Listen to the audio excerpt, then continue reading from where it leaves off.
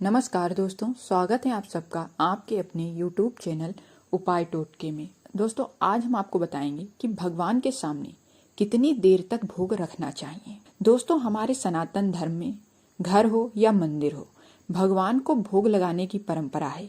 भगवान को दिन में 2 बार भोग जरूर लगाया जाता है।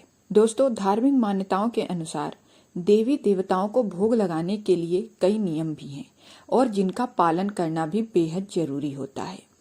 लेकिन दोस्तों, आज हम बात करेंगे कि भगवान को यदि आप भोग लगाते हैं तो उसे आप कितनी देर तक भगवान के सामने रखें और कितनी देर के बाद आप उसे उठा लें।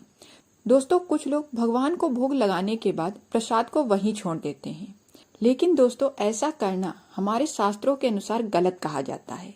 दोस्तों, घर के पूजा स्थान में भगवान को भोग यदि आप लगा रहे हैं तो इस बात का ध्यान रखें कि भोग लगाने के बाद भोग को वहां ज्यादा देर तक ना रखें। दोस्तों, ऐसी मान्यता होती है कि अगर आप भोग लगाने के बाद उसे मंदिर में ज्यादा देर तक छोड़ दिया जाए तो उसमें राक्षसी शक्तियां प्रवेश कर जाती हैं। उस भोग में नकारात्मकता का प्रवेश हो जाता है।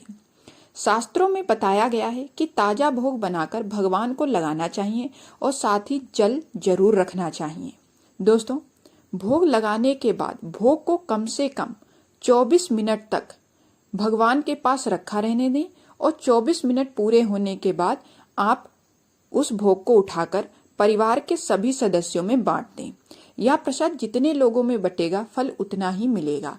लेकिन यदि आप अपने घर में भोग लगा रहे हैं, घर के मंदिर में जहाँ पर आप रोजाना पूजा करते हैं, तो वहाँ आप वो भोग अपने परिवार सदस्यों के बीच वितरित कर दें। भगवान को भोग लगाने वाले बर्तन सोने, चांदी, पीतल, तांबे या लकड़ी के होने चाहिए।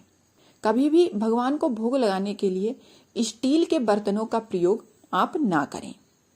दोस्तों, एक खास बात आप जरूर ध्यान रखिए, अगर आप तांबे के बर्तन का प्रयोग कर रहे हैं तो उसमें कभी भी मीठा भोग ना रखें, क्योंकि तांबे के बर्तन में मीठा रखने से वो जहर के समान हो जाता है। इसीलिए दोस्तों, तांबे के बर्तन में मीठा नहीं रखा जाता है।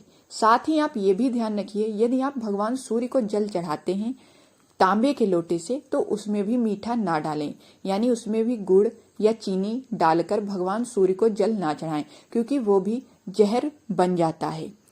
अगर आप उसमें मीठा जल डालकर चढ़ा रहे हैं तो आप पीतल के बर्तन का प्रयोग कर सकते हैं, लेकिन तांबे के बर्तन में कभी भी आप मीठा जल ना चढ़ाएं, ना ही मीठा भोग प्रसाद भगवान को अर्पित करें।